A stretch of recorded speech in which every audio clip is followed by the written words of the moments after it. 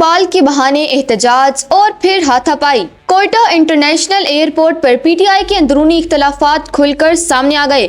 سالار کاکڑ اور داؤد شاہ گروپ کے درمیان تصادم نے سیکیورٹی حکام کی دوڑیں لگوا دیں۔ کیا بلدیاتی انتخابات کا تنازع پارٹی کے لیے نیا درد سر بننے والا ہے؟ اور بانی پی ٹی آئی کے ایڈوائزر کو کوئٹہ کیوں بلایا جا رہا ہے؟ جانیے اس ہنگامہ آرائی کی مکمل تفصیلات۔ ناظرین، کوئٹہ انٹرنیشنل ایئرپورٹ پر پاکستان تحریک انصاف کے دو دھڑوں میں شدید تصادم ہوا ہے، جس کے باعث ایئرپورٹ پر مسافروں میں خوف و ہراس پھیل گیا۔ یہ افسوسناک واقعہ سابق رکن قومی اسمبلی امجد خان نیازی کے استقبال کے دوران پیش آیا، جب پارٹی کے دو مقامی گروپس ایک دوسرے سے گھتم گتھا ہو گئے۔ ذرائع کے مطابق یہ جھگڑا سالار کاکڑ اور داؤد شاہ گروپ کے درمیان بلدیاتی انتخابات کے معاملے پر دیرینہ تنازع کے باعث ہوا۔ انکشاف ہوا ہے کہ سالار گروپ کی جانب سے بلدیاتی انتخابات میں پارٹی پالیسی کے برعکس آزاد امیدوار کھڑے کیے گئے تھے، جس پر دونوں گروپوں میں پہلے ہی سرد جنگ جاری تھی۔ استقبال کے دوران سالار گروپ کی جانب سے مہمان امجد علی خان اور صوبائی صدر داؤد شاہ کے خلاف شدید نعرے بازی کی گئی۔ نعرے بازی دیکھتے ہی دیکھتے تلخ کلامی اور پھر دھکم پیل میں تبدیل ہو گئی۔